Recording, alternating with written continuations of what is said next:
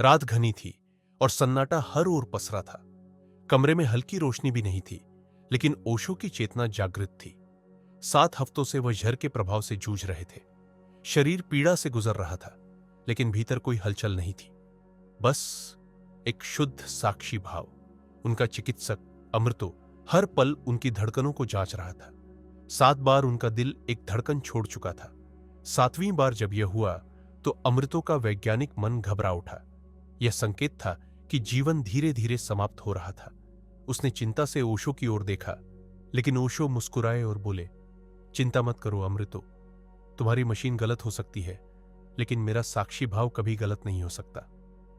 अमृतो को यह समझ नहीं आया, लेकिन उसने अपनी शंका मन में ही रखी। फिर 7 हफ्तों की पीड़ा के अंतिम दिन कुछ अनहोनी हुई। शरीर की सारी वेदना अचानक समाप्त हो गई। अमृतो की आंखें विस्मय से फैल गई। ऐसा कैसे हो सकता है? जो पीड़ा हर क्षण बढ़ रही थी, वह अचानक लुप्त कैसे हो गई?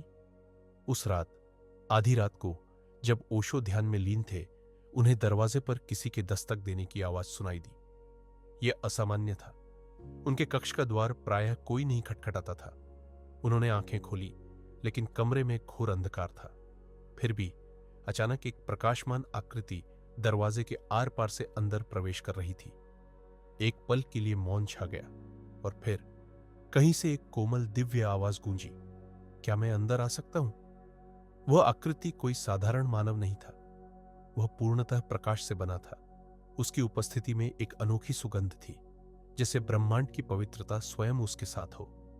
ओशो ने अपनी आत्मा के द्वार खोल दिए और उस अतिथि को अपने मौन हृदय में स्थान दे दिया।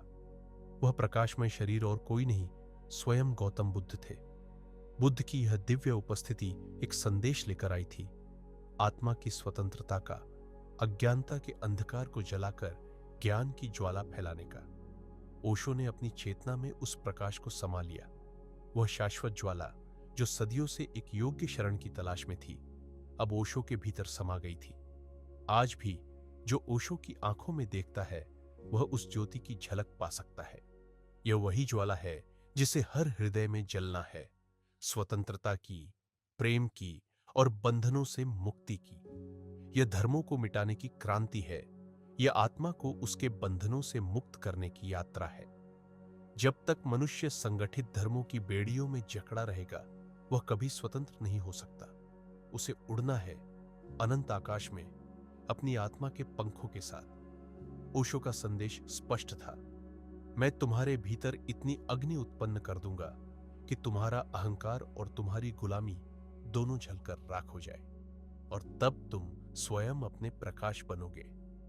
उनकी आंखों में झलकती वह ज्वाला आने वाली पीढ़ियों के लिए एक दीपक बन गई, एक आग जो हृदय से हृदय तक, आत्मा से आत्मा तक फैलती रहेगी। तुम्हारी ही आंखों में इस संसार की आशा है।